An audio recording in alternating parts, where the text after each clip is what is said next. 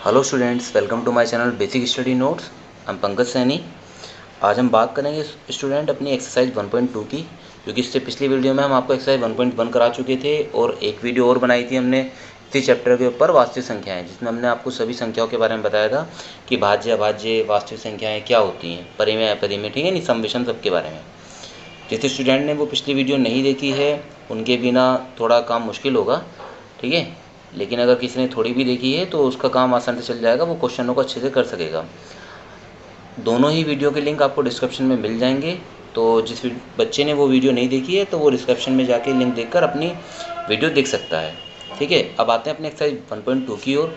तो हमें अच्छे से अगर एक्सरसाइज को करना है तो पिछली चीज़ों को भी पूरा करना पड़ता है, ठीक है। अब देखते हैं स्टूडेंट्स, जैसे फर्स्ट क्वेश्चन इसने क्या दिया है, निम्नलिखित संख्याओं को अभाज्य गुणनखंडों के गुणनफल के रूप में व्यक्त कीजिए।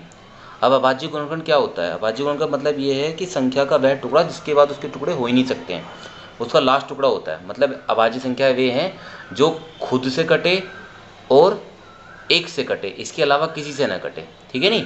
आपको सब उस वीडियो क्लास में बताया गया था कि वास्तविक संख्याओं के अंदर भाज्य संख्या, अभाज्य संख्या, सबके बारे में बताया गया था, ठीक है नहीं। तो आप सबसे पहले उस वीडियो क्लास में जाकर उस वीडियो को भी देख सकते हैं, जिससे आपको अच्छे समझ में आ जाए। अब हम देखते हैं स्टूडेंट, सबसे पहले इन सभी के हमें अभाज्य गुणनखंड टुकड़े करने हैं, तो वो कैसे होते हैं, ठीक है नहीं। वीडियो को अंत तक देखना जिससे आपको सभी चीज़ अच्छे से समझ में आए। देखिए, सबसे पहले मुझे 140 के करने हैं, तो सॉल्यूशन में मैं क्या करूँगा स्टूडेंट, देखिए सबसे पहले हम 140 लेते हैं, ठीक है। जब हम 140 के फैक्टर करते हैं, फैक्टर कह दो, गुणनखंड कह दो, टुकड़े कह दो, बात एक ही है, ठीक है।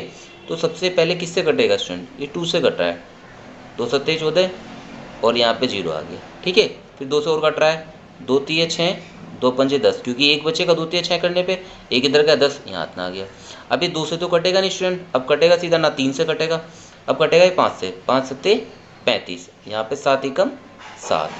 तो स्टूडेंट इस तरीके से हमने क्या काम करा है, यहाँ पे 140 के जो टुकड़े हुए हैं ये हुए हैं कितने, 2 हुआ है, एक और 2 हुआ है, एक 5 हुआ है और एक 7 हुआ है। इसे आप ऐसे भी लिख सकते हो और ज़्यादा करें तो आप ऐसे लिख सकते हो, क्योंकि 2 2 बार है तो 2 का स्क्वायर कर सकते हो, 5 गुणा 7। इस तरीके स्टूडेंट आप क्या कर सकते हो, टुकड़े कर सकते हो इन संख्याओं के। आया समझ में? अब उसके बाद आप 156 के टुकड़े बिल्कुल इसी तरीके से कर दोगे, ठीक है। 156 के अलावा अगर आपको टुकड़े करने हैं किसके, चलो मैं 38 25 के टुकड़े, इसके टुकड़े करके दिखा देता हूँ। उसके बाद आप दोनों के टुकड़े अपना आप ही करोगे ऐसी, ठीक है, क्योंकि बहुत आसान है, बस ये देखना है कि किससे सबसे पहले कट रहा है। अगर मैं 38 25 लेके चलता हूँ स्टूडेंट, अब मुझे इसके टुकड़े करने हैं, ये था हमारा फर्स्ट पार्ट और ये है हमारा थर्ड पार्ट, ठीक है। तो सबसे पहले देखते हैं, 2 से तो कटेगा नहीं है क्योंकि इसके एंड में 5 आ रहा है। 3 से कोशिश करके देखते हैं, 3 एकम 3, 3 दूनी 6, 2 बचेंगे, 3 सत्ते 21, 3 बचे 15, इसका मतलब कट जाएगा। तो पहले ऐसे हिसाब लगा के देख लेते हैं, 3 एकम 3, ठीक है, तो कट गया। 3 दूनी 6, बचे 2, ये 12 हो गए, सॉरी 12 नहीं, 2 बचे तो 22 हो गए, और 3 सत्ते 21, बचा 1 तो कितना हो गया 15, 3 पंजे 15, कट गया नहीं 3 से आराम से। उसके बाद इसी तरह और ट्राई करके देखते हैं कि और कटेगा नहीं कटेगा, तो 3 से देख लेते हैं, 3 चौक 12, 3 दूनी 6 और 3 पंजे 15, 3 से ये भी कट गया। अब 3 से देखते हैं करके कि होगा नहीं होगा, पहले 3 एकम 3, बचा 1, 3 चौक 12, नहीं कटेगा 3 से, इसका मतलब अब कटेगा किससे, सीधा 5 से। तो 5 अट्ठे 40, 2 बचे, 5 पंजे 25, 5 से फिर काट लो, 17 पंजे 85 होते हैं, 17 किसी का टुकड़े नहीं कर सकते, इसलिए यहाँ पे ऐसे ही आ गया। तो इसको कैसे लिख सकते हैं हम, 38 25 के टुकड़े हम कैसे लिख सकते हैं 3 गुणा 3 गुणा 5 गुणा 5 गुणा 17। तो स्टूडेंट इसका आंसर हम ऐसे भी लिख सकते हैं, और ज़्यादा सही करके लिखना है तो ये 3 2 बार है तो 3 का स्क्वायर, 5 2 बार है 5 का स्क्वायर, और यहाँ पे आगे 17, ये आपका क्या हो गया आंसर। तो इस तरीके से स्टूडेंट आपने क्या करा, ये क्वेश्चन फर्स्ट का जो थर्ड पार्ट था ये भी आपने कंप्लीट कर लिया। आई होप कि आपको अच्छे से समझ में आ रहा होगा, क्योंकि नॉर्मल बस फैक्टर ही करने हैं जो आपने 6th 7th 8th में अब तक किए थे, ठीक है नहीं। अब आप चाहे किसी और क्वेश्चन को लेना चाहते हैं, चलो एक बार देख लेते हैं, अगर आपको ज़्यादा दिक्कत हो रही है तो 4 7 7 4 2 9 इसके भी बता देते हैं, क्योंकि इसमें आप अटकोगे, इसके फैक्टर थोड़े लेंथी बैठते हैं, लेंथी केस में आपको पहाड़ा नहीं मिल पाएगा। आप 2 से काटोगे नहीं कटेगा, 3 से काटोगे नहीं कटेगा, 4 से काटोगे नहीं कटेगा, ठीक है। ये सीधा कटता है आपका 17 से, 17 से कटेगा सीधा, ठीक है नहीं। कभी कभी कुछ संख्या ऐसी होती हैं ये डायरेक्ट नहीं कट पाती हैं, ठीक है। और सब तो आपके इजीली कट जाएंगे, किसी न किसी से पास वाली संख्या से मिल जाएंगे, लेकिन ये नहीं मिलेगा, इसलिए हम बता देते हैं आपको। देखिए इसमें कैसे हो गए, 17 का पाड़ा पढ़ते हैं, 17 चौका 68, तो बचे कितने यहाँ पे 6, ये हो गया 62, ठीक है। 17 तिया 51, बचे कितने 11, 17 सत्ते 119, कट गए 17 से। अब उसके बाद ये सीधा कटेगा केवल किससे, 19 से, तो 19 से काट देते हैं इसे, 19 दूनी 38, बचे कितने 5 और 19 से 57, अब कटेगा किससे 23 से। तो देखिए तीनों टुकड़े बिल्कुल ऐसे हैं कि इन्हें ढूंढ पाना बहुत मुश्किल था। अगर हम क्वेश्चन को बार बार करते रहते हैं या फिर हमारे पहाड़े बहुत अच्छे हैं तो हम जब जाके हम देखते हैं एक एक करके ही हैं, पहले 2 का तो तुरंत गैस कर लेते हैं, फिर 3 से करते हैं, 4 से करते हैं, 5 से करते हैं, नहीं होता तो फिर इस तरह से पहाड़े आगे बढ़ाते चले जाते हैं। तो इस तरीके से स्टूडेंट अपने 7 4 2 9 के भी टुकड़े कर लिए, 17 गुणा 9 गुणा 23। तो इस तरीके से इन्हें बोलते हैं हम अभाज्य गुणनखंड स्टूडेंट, क्योंकि हमने इनके टुकड़े करे कि किन किन की गुणा से ये चीज़ बनी है, ठीक है नहीं। तो इस तरीके से अब आपके लिए बचे केवल 2 क्वेश्चन, 156 और 5005। आप इन दोनों को अपना आप सोल्व करके देखेंगे, ठीक है। तो फर्स्ट क्वेश्चन ये कंप्लीट हो गया। अब बात करते हैं स्टूडेंट अपने अगले क्वेश्चन की ओर। अगला क्वेश्चन क्या है पहले समझना है उसे। प्रश्न नंबर 2, पूर्णांकों के निम्नलिखित युग्मों के एचसीएफ और एलसीएम ज्ञात कीजिए तथा इसकी जांच कीजिए कि दो संख्याओं का गुणनफल, मतलब इनका जो गुणनफल है वो एचसीएफ और एलसीएम के गुणनफल के बराबर है या नहीं है, ठीक है नहीं।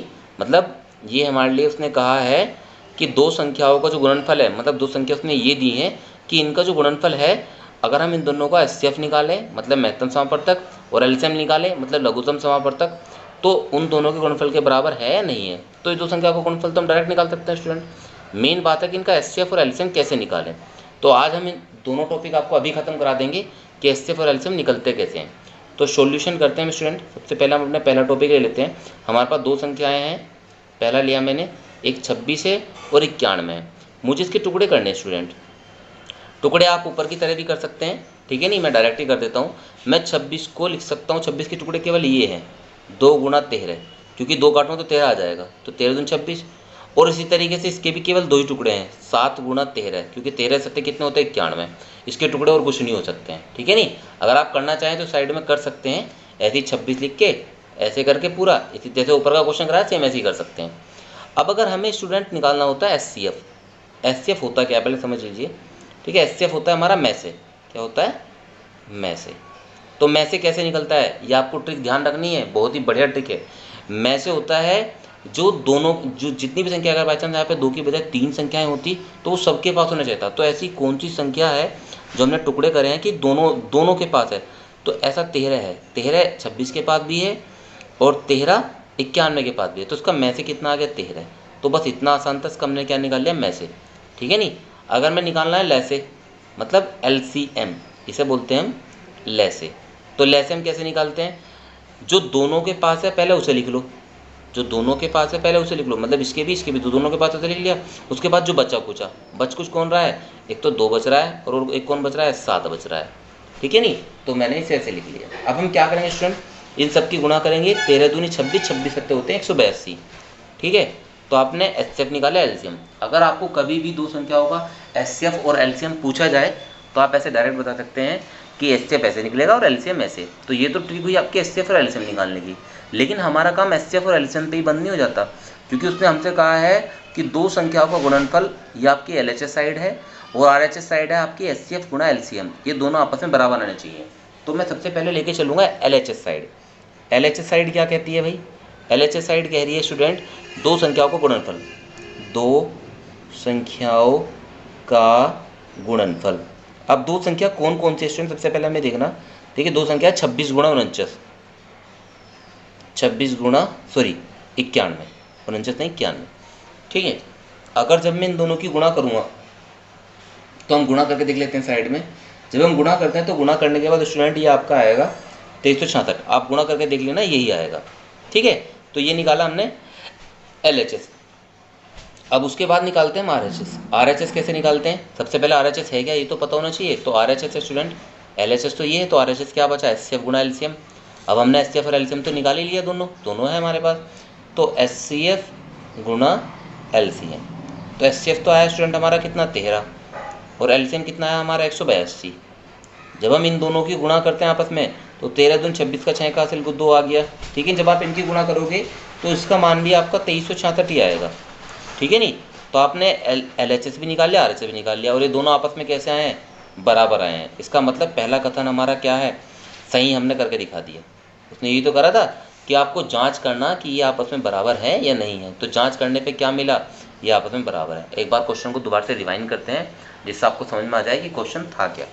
देखिए स्टूडेंट, उसने क्वेश्चन में कहा था कि पूर्णांकों के निम्नलिखित युग्म, ये जो पूर्णांक है ना कि निम्नलिखित जो है युग्म जो दे रखे हैं हमें, इसमें क्या करना, हमें जांच करनी है कि दो संख्याओं का गुणनफल, मतलब कि ये दो संख्या 26 और 91, 510 और 92, 336 और 54, इन दो का गुणनफल जो है, जब हम इन दोनों के एलसीएम और एचसीएफ निकालते हैं उनके गुणनफल के बराबर होना चाहिए।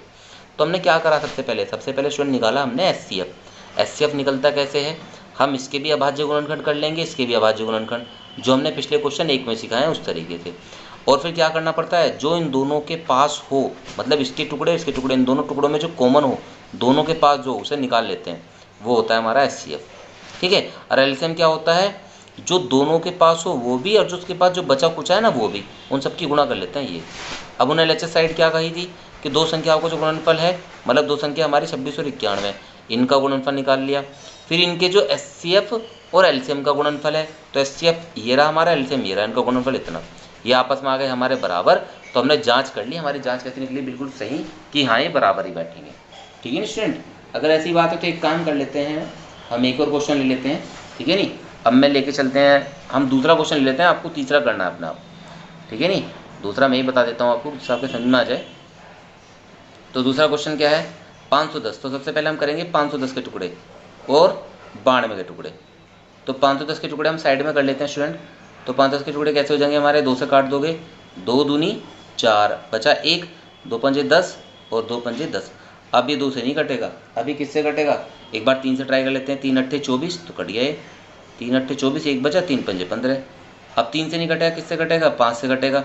17 पंजे 85, कितना आ जाएगा अब यहाँ पे, 17। ठीक है नहीं, तो उसकी गुणनखंड कितने आ गए, 2 आया, 3 आया, 5 आया और 17 आया। ठीक है। कभी कभी बच्चों के गुणनखंड डायरेक्ट भी याद होते हैं, ठीक है नहीं, याद नहीं थोड़ी पता होता है, या इस तरीके से निकल जाएंगे तो डायरेक्ट भी लिख देता है, तो उससे कोई फर्क नहीं पड़ता। अगर कोई बच्चा फैक्टर गुणनखंड करने में वीक है तो साइड में इस तरह से निकाल के तब लिख सकता है, उससे कोई दिक्कत नहीं। अब मैं 92 के लिख देता हूँ कि 92 के गुणनखंड कैसे बैठेंगे। 23 चौका 92 होते हैं, तो 2 गुणा 2 4 हो गया, और यहाँ पे आ गया 23। ठीक है, इस तरीके से हमने क्या निकाल लिया, इसके भी टुकड़े कर लिए। तो सबसे पहला काम था हमारा टुकड़े करने का, उसके बाद हमारा अगला काम क्या है, एचसीएफ निकालने का। तो मैं एचसीएफ निकालता हूँ। एचसीएफ कैसे निकलता है, जो दोनों के पास हो। तो दोनों के पास कौन है स्टूडेंट, केवल 2 है दोनों के पास। मुझे 2 दिखाई दे रहा है, आपको भी 2 दिखा देना चाहिए, देखिए और सब अलग अलग है ना बिल्कुल। तो एचसीएफ आ गया इसका 2। अगर मुझे एलसीएम निकालना, तो एलसीएम का क्या मेथड है, जो दोनों के पास है उसे निकाल लो। जो दोनों के पास कौन है, 2, तो ये 2 निकल गया। अब बचा कुचा क्या हमारा, ये सारा बच कुच रहा है, तो इसे लिखेंगे 3 5 17 2 23।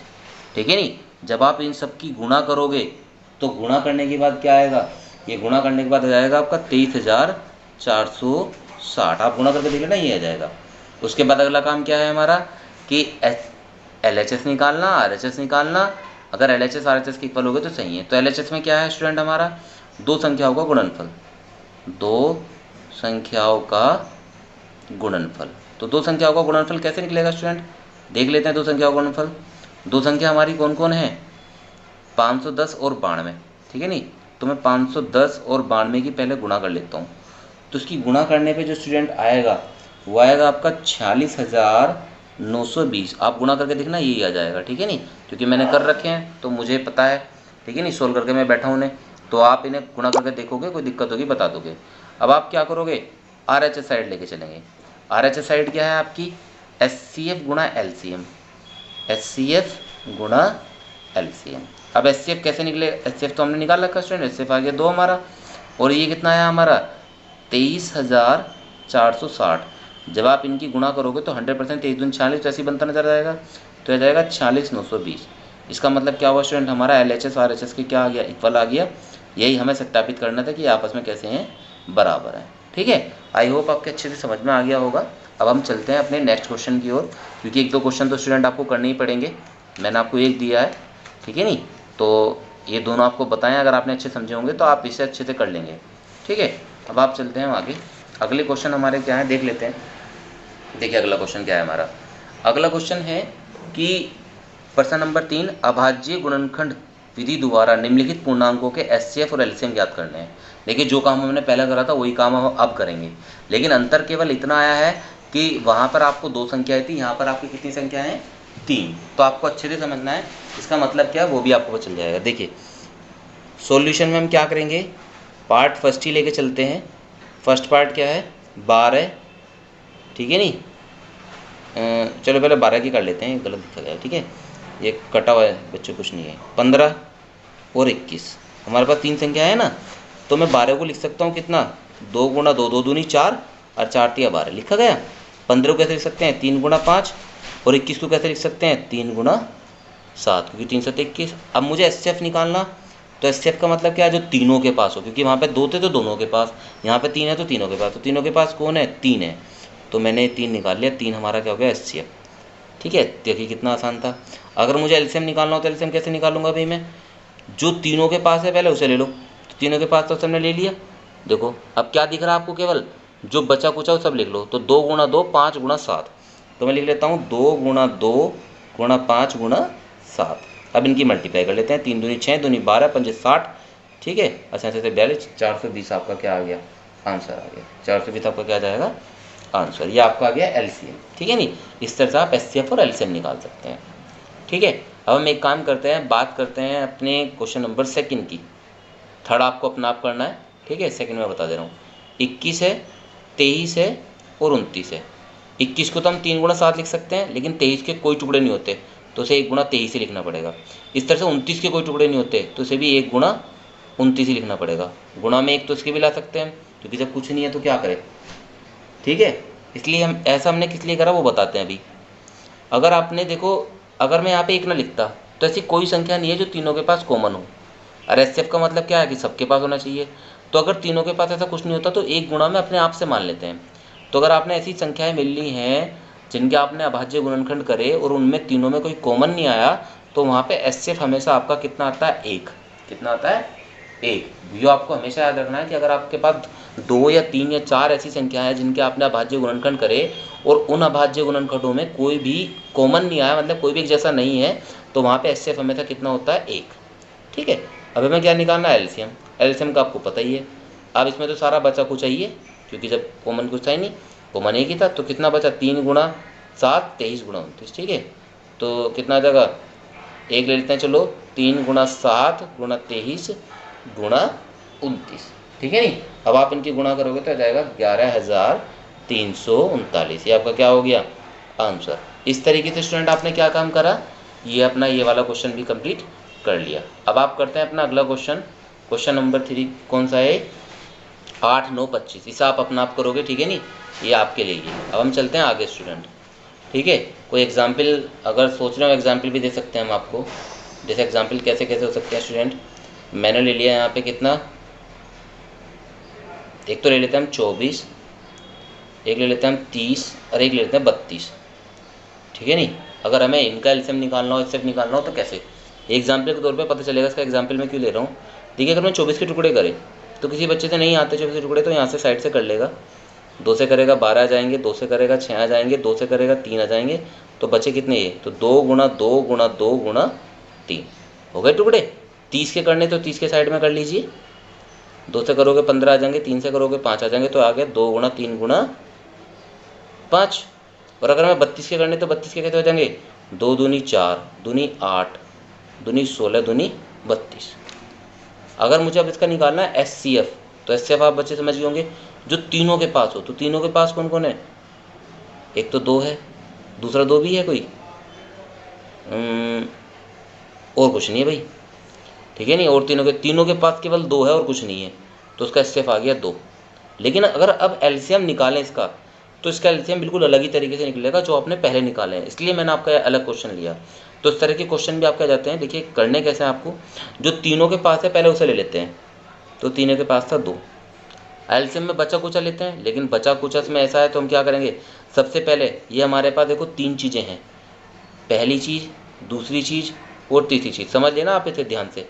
तो मैं पहले एलसीएम में ऐसे केस में मुझे क्या करना पड़ता है, अब ऐसे केस में बचा कुचे में देखो बहुत सारी चीज़ें हमारी कॉमन भी हैं, अलग अलग नहीं, बहुत सारी चीज़ें हमारी कॉमन भी हैं।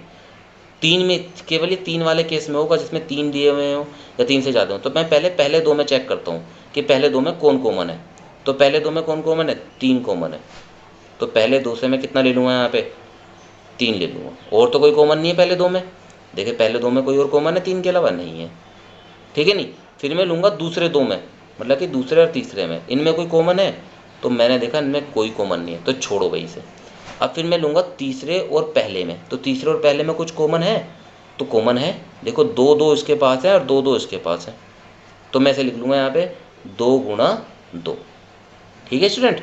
अब जो बचा कुचा है अब उसे देखेंगे, ऐसे बचता है इसमें हमारा। तो कौन कौन बचा इसमें? एक तो यो बचा, देखिए बचा, क्योंकि इन सब पे निशान लगेगा और पे निशान लगेगा ही नहीं। तो मैं क्या लिखूँगा? एक तो 5 लिखूँगा, एक 2 लिखूँगा और एक 2 लिखूँगा। अगर हम पहले वाले मेथड के अकॉर्डिंग देखें तो आप क्या करते, क्योंकि 2 सबके पास तो यहाँ पाएगा, जो बचा कुचा सारा आप सारा लिख देते। लेकिन ऐसे नहीं होता, 3 वाले में अगर इस तरीके से चीज़ें हो रही हैं तो आप इसे इस वाले मेथड से करेंगे सोल्व, ठीक है नहीं।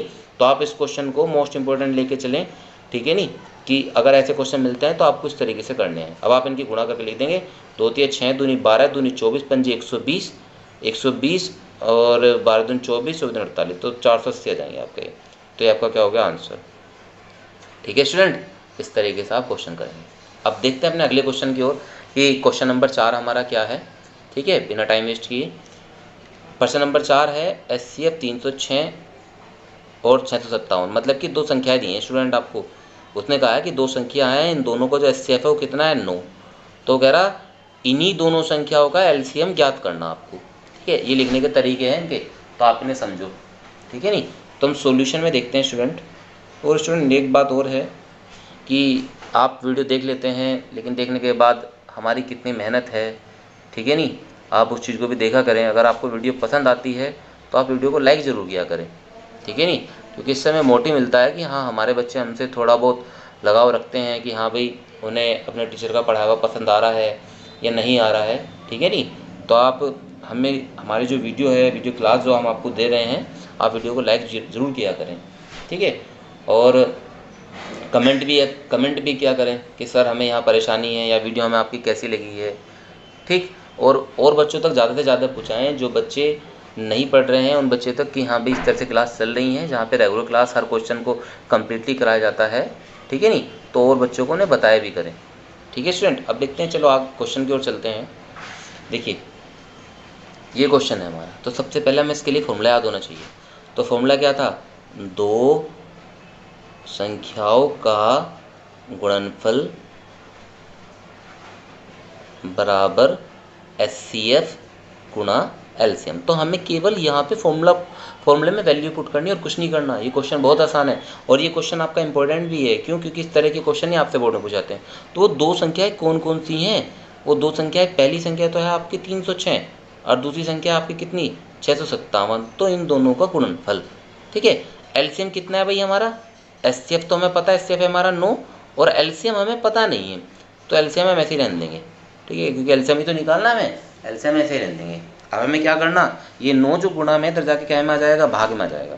तो मैं भाग में लाने के लिए क्या करूँगा इसे, देखिए 306 गुणा 657 और बटे में आ जाएगा यहाँ पे 9 और बराबर में कितना चल रहा है आपका? LCM। अब देखते हैं कोई चीज़ कट रही है नहीं कट रही है। सबसे पहले तो हमने देखा कि अगर हम इसे काटें 9 3 27, ठीक है, देखते हैं यहाँ पे 9 3 27, तो कितने बचे? 3 और 9 चौक 36, तो 34 से कट गया कम्प्लीटली, तो हमारा काम हो गया। अब हमें LCM निकालना, तो LCM कितने निकलेगा? 34 और 657, 34 गुणा 657। जब आप इनकी गुणा करेंगे तो गुणा करने पे आ जाएगा आपका 22,338। तो ये आपका क्या हो गया? आंसर।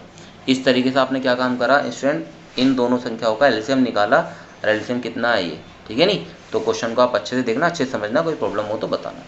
अब स्टूडेंट चलते हैं अपने अगले क्वेश्चन की ओर कि हमारे आगे की क्वेश्चन हमसे क्या कहते हैं। थोड़ा ही काम बचा है बस हमारा, ज़्यादा काम नहीं है, क्योंकि एक्सरसाइज भी हमें कंप्लीट करानी है, तो थोड़ा बहुत तो समझना पड़ता ही है। देखिए अब स्टूडेंट सॉल्यूशन में आप इन्हें समझने की कोशिश करना कि क्वेश्चन क्या कह रहा है। तो कह रहा है जाँच कीजिए, जाँच करनी, सॉरी ज्ञात नहीं है, जाँच है। जाँच कीजिए कि क्या किसी प्राकृत संख्या n के लिए संख्या 6 की पावर n अंक 0 पर समाप्त हो सकती है। तो मैं आपसे ही कहता हूँ स्टूडेंट, क्या 6 की, अगर मैं 6 की पावर n कह रहा है, अगर मैंने 6 की जगह n की जगह पे 1 रखा तो 6 की पावर 1 का मतलब 6 आ जाएगा। 2 रखा तो 6 का उसका 6 6 36 आ जाएगा। 3 रखा तो 6 6 36 का 216 आ जाएगा। तो वो कह रहा है कि जब हम इसे सोल्व करेंगे तो सोल्व करने पे जब हम n की जगह पे 1 2 3 रखेंगे सोल्व करने पे, तो कहीं ये 0 पे भी एंड हो सकता है। देखो 0 मतलब यहाँ पे कहीं 0 पे भी एंड हो सकता है कि मतलब जैसे यहाँ पे 6 के बाद 0 आ जा, तो ऐसी कोई संख्या है। तब तक हमने देखा कि सब किसी के एंड में 6 आ रहा, 0 पे कहीं समाप्त नहीं हो रहा। तो ये क्यों नहीं हो रहा, इसका रीज़न मैं आपको बताता हूँ। देखिए सबसे पहले अगर हम 6 की गुणनखंड करते हैं स्टूडेंट, तो ये आता है 2 गुना 3। क्या आता है? 2 गुना 3। ठीक है नहीं, तो 6 की पावर n करूँगा तो यो भी 2 गुना 3 की पावर n ही आ जाएगा। ठीक है नहीं, तो स्टूडेंट अगर हम किसी चीज़ के गुणनखंड करते हैं और उसमें अगर 2 और 5 दोनों हो, 2 और 5 दोनों हो, ठीक है नहीं, अगर देखिए यहाँ पे 5 होता तो 2 पंचे कितना होता? 10, और 10 से कितना हो जाता? 30। तो तब जाके क्या होता? तब जाके होता कि इसका एंड जो है जब इसे हल करते तो 0 पा जाता। लेकिन अब किसी के अंदर भी 0 नहीं आएगा, क्योंकि इसके अंदर 2 तो है, क्या नहीं है? 5 नहीं है। क्या नहीं है? 5 नहीं है। इस वजह से ये 0 पे समाप्त नहीं हो सकता। तो आपको क्या लिखना?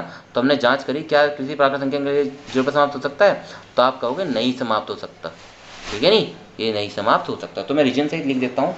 देखिए हमने इसके गुणनखंड करे तो तब नहीं होता, तो इससे क्या हो जाएगा? देखो हमने इसमें क्या करा, ठीक है नहीं, तो इससे क्या स्पष्ट हो रहा है? देखिए इससे स्पष्ट होता है, आप लिखते रहिए कॉपी पेन लेके, समझ में आता रहेगा। इससे स्पष्ट होता है कि 6 की पावर n के अभाज्य गुणनखंड करने, अभाज्य गुणनखंड में 5 नहीं आता। 5 आ रहा कहीं इसमें? 5 नहीं आ रहा ना, तो उसी चीज़ को लिखेंगे बस हम, 5 नहीं आता है, अतः 6 की पावर n का 5 एक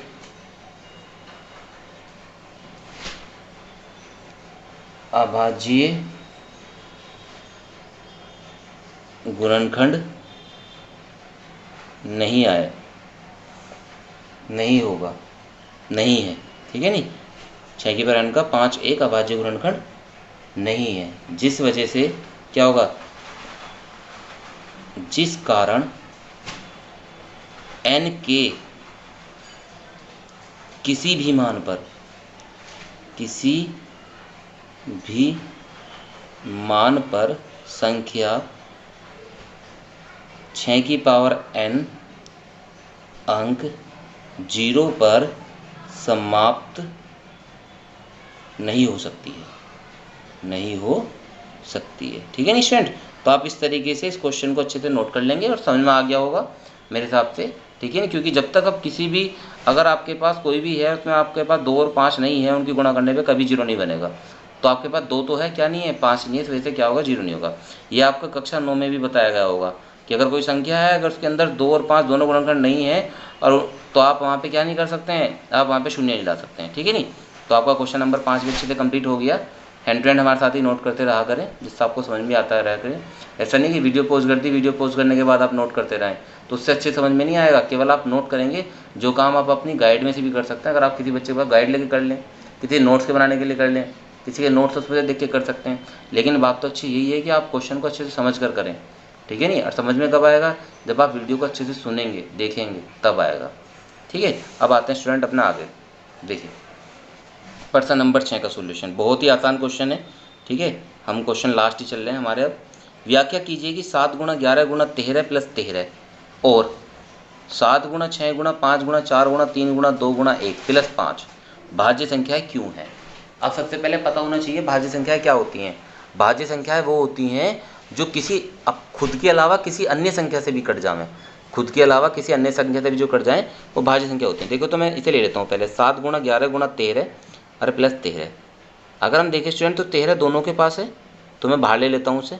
अंदर कितना बच गया? 7 गुणा 11 गुणा 1 प्लस 1, यही तो बच जाएगा भाई, ये निकल गया तो एक ही बचेगा। अब देखिए अगर हम देखते हैं 13, 7 की 11 में गुणा करेंगे 77 आ जाएगा, 77 की 1 में गुणा करेंगे 77 ही आएगा, और प्लस का 1 तो कितना आ जाएगा? 13 और 77 1 कितने हो जाएंगे? 78। तो आप खुद देख सकते हैं कि स्टूडेंट अगर हम इसे सोल्व कर रहे हैं तो ये संख्या 13 से भी कट जाएगी, ठीक है, और 13 के अलावा 6 से भी कट जाएगी। और गुणा करके देख लेते हैं, गुणा करके कितना आएगा? देखिए गुणा करके आगे हमारे 1014 है, तो आपको साफ साफ दिखाई दे रहा है कि 2 से भी कट सकती है, 13 से भी कट सकती है, बहुत संख्याओं से कट सकती है खुद के अलावा। इसलिए क्या हो गई आपकी भाज्य संख्या, तो कह देंगे जो कि एक भाज्य संख्या है, जो कि एक भाज्य संख्या है, भाज्य संख्या है। तो समझ में आ गया होगा आपके स्टूडेंट। अब लेते हैं अपना अगला पार्ट। अगले पार्ट में उसने क्या कहा है, 7 गुणा 6 गुणा 5 गुणा 4 गुणा 3 गुणा 2 गुणा 1, और प्लस में कितना है आपका, प्लस है आपका 5। अब हम सोल्व करते हैं इसे भी जैसे हमने पहले करा। ये अलग पार्ट है, ये सारा अलग पार्ट है, तो मैं दोनों से 5 बाहर ले लेता हूँ। जब मैं 5 बाहर लूँगा स्टूडेंट, तो यहाँ पे कितना बचा, 7 गुणा 6 गुणा 5 तो बाहर आ गया, तो कितना बचा यहाँ पे 4 गुणा 3 गुणा 2, 1 को लिखा लिखो कोई फर्क नहीं, चल लिख लेते हैं जब भी, और 1 यहाँ से भी यहाँ पे 1 बच गया, ये 5 तो बाहर निकल गया। अब इसे सोल्व कर लेते हैं स्टूडेंट। सोल्व करने पे कितना आ जाएगा, 7 छिंग 42, ठीक है, 42 4 3 2 1, इन सब की गुणा करेंगे तो गुणा करने पे आ जाएगा हमारा 1008, और प्लस के 1 हमारा ऐसे ही रहा। जब हम गुणा करेंगे 5 तो 1009 हो गया, ठीक। अब भी साफ साफ दिखाई दे रहा है कि 5 से भी कट जाएगा और भी कट संख्या से कट जाएगा। मल्टीप्लाई करने पे कितना जाएगा इनका, तो और देख लेते हैं मल्टीप्लाई करने पे कितना आएगा इनका, ठीक है। तो ये आ जाएगा तुम्हारा 5 नीम 45, 5 नीम 45, 0 और 5 एकम 5, ठीक है नहीं, तो ये इतना आ गया। अभी देखते हैं कि ये भाज्य संख्या है नहीं है। भाई सिंपल सी बात है, 5 से भी कट सकता है, सॉरी यहाँ पे देखिए ये इतना आ गया, तो 5 से भी कट सकता है और भी संख्याओं से कट सकता है, इसलिए क्या है, एक भाज्य संख्या है, एक भाज्य संख्या है। क्यों, क्योंकि एक के अलावा, अपने अलावा खुद से भी कट सकते हैं, इसलिए भाज्य संख्या है। यही हमें दिखाना था कि ये भाज्य संख्या है या नहीं है। तो स्टूडेंट इस तरीके से हम अपना क्वेश्चन नंबर 6 भी कंप्लीट कर लिया। अब चलते हैं हम अपने एक्सरसाइज के लास्ट क्वेश्चन की ओर। बहुत ही बढ़िया क्वेश्चन है, बस आपको समझना है, ठीक है नहीं। तो सबसे पहले मैं क्वेश्चन समझा देता हूँ आपको। क्वेश्चन क्या है, आप अपनी बुक में से भी देख सकते हैं। देखिए, किसी खेल के मैदान के चारों ओर वृत्ताकार पथ है, इस मैदान का एक चक्कर लगाने में सोनिया को 18 मिनट लगते हैं। भाई कोई खेल का मैदान है, वो गोल मैदान है, अगर सोनिया यहाँ से दौड़ना चालू करती है तो इस पूरा चक्कर लगाने में सोनिया को लगता है कितना, 18 मिनट, ठीक है। जबकि इसी मैदान का एक चक्कर लगाने में रवि को कितनी मिनट लगती है, कोई लड़का है रवि, उस मैदान को पूरा चक्कर काटने में रवि को लगती है 12 मिनट। मान लीजिए कि वे दोनों एक ही स्थान पर एक ही दिशा में चलना प्रारंभ करके एक ही दिशा में चलते हैं, मतलब कि सोनिया भी यहीं खड़ी होगी और रवि भी यहीं खड़ा हो गया, और यहाँ से इन्होंने दौड़ना चालू कर दिया। मतलब अब तुम्हें पता है, अगर रवि दौड़ेगा तो यहाँ पे 12 मिनट में पहुँचेगा, सोनिया दौड़ेगी तो यहाँ पे 18 मिनट में पहुँचेगी। तो उन्होंने कह रहा कि कितने समय बाद वो पुनः प्रारंभिक स्थान मिलेगा। वो तुमसे पूछ रहा कि ऐसा कौन सा टाइम है कि भाई जो वो एक बार यहाँ पर आके पुनः मिल जाए, ठीक है नहीं। भाई रवि अगर पहली बार दौड़ा तो उसने अपनी 12 मिनट कंप्लीट करी, सोनिया अगर दौड़ी तो उसने अपनी 18 मिनट कंप्लीट करी। अब रवि फिर दौड़ा, ठीक है नहीं, तो उसने 12 मिनट फिर कंप्लीट करी, तो ये होगी 24। ये फिर दौड़ा, ये फिर दौड़ी तो उसने होगी 18। ये फिर दौड़ा तो कितना होगी इसकी 4, फिर यहाँ आ गई, फिर ये दौड़ा यहाँ पर 18 आ गई। इस तरीके से बढ़ते रहेंगे तो कहीं ना कहीं पे हमारा क्या होगा, इक्वल आ जाएगा। लेकिन इतना आसान तो है नहीं कि कहाँ पाएगा, ये हमें देखना कि कौन से मिनट पे जाके वो आपस में मिलेंगे, वो हमें चेक करना है। तो क्वेश्चन को देखते हैं कि कितना बढ़िया क्वेश्चन होने वाला है। सॉल्यूशन, सबसे पहले सोनिया को चक्कर लगाने में कितना समय लग रहा है उसे लिख लेते हैं। सोनिया को एक चक्कर लगाने में लगा समय, कितना है भाई, 18 मिनट, ठीक है नहीं। सबसे पहले मैं क्वेश्चन लिख लेता हूँ, क्वेश्चन में जो दिया गया है। और रवि को कितना चक्कर लग रहा है, रवि को एक चक्कर लगाने में लगा समय कितना, 12 मिनट, ठीक है स्टूडेंट। अब वो एक ही दिशा में चल रहे हैं, किसमें चल रहे हैं, एक ही दिशा में चल रहे हैं। तो सबसे पहली बात हमें ढूंढना कि कम से कम कितने टाइम में मिल जाएंगे, क्योंकि जब भी हमें कह रहा है ना कि कम से कम कितने समय में, जब भी आपसे चीज़ पूछता है तो आपको वहाँ पे एलसीएम निकालना पड़ता है। इसका मतलब इन दोनों का हमें क्या निकालना पड़ेगा, एलसीएम। अगर हमने इनका एलसीएम निकाल लिया तो हम पता लगा लेंगे कि वो कितनी टाइम में यहाँ पर आकर मिल जाएंगे एक दूसरे से, ठीक है नहीं। चलो देखते हैं कैसे। सबसे पहले लिखेंगे कि वो क्यों कर रहा है ऐसा, तो लिखेंगे वे एक ही, आप सभी अपनी कॉपी पेंसिल में नोट करते रहें, ठीक है नहीं, कॉपी पेन लेकर अपने नोट करते रहें, समझ में आता रहेगा। चलना प्रारंभ करते हैं तथा एक ही दिशा में चलते हैं, दिशा में चलते हैं, इसलिए दोनों समय का क्या निकालना पड़ेगा, एलसीएम। इसलिए दोनों समय का एलसीएम निकालेंगे, ठीक है। नहीं, दोनों समय का एलसीएम अब कैसे निकलेगा स्टूडेंट, ये कितना आसान है।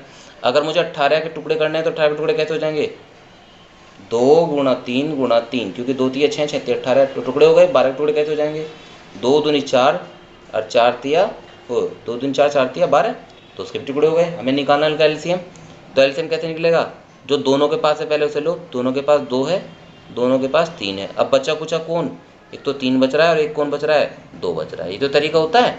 अगर एचसीएफ निकालना होता तो जो दोनों के पास था बस वही आता, लेकिन एलसीएम है तो जो दोनों के पास है वो भी और जो बचा कुचा फिर वो भी। गुणा कर लेते हैं, 2 तिया 6, 6 तिया 18, 18 दूनी 36, ठीक है। नहीं, तो हमें पता चल गया कि 36 मिनट बाद ये दोनों मिल जाएंगे। अतः 36 मिनट बाद सोनिया और रवि प्रारंभिक स्थान पर मिलेंगे, ठीक है। नहीं, जो भी उनका प्रारंभिक स्थान रहा होगा, प्रारंभिक स्थान पर मिलेंगे। एक बार मैं समझा देता हूँ, अगर आपको नहीं समझ में आया क्वेश्चन, देखिए आप खुद सोचिए स्टूडेंट। भाई रवि दौड़ा 12 मिनट, ठीक है। नहीं, ये 12 हो गया।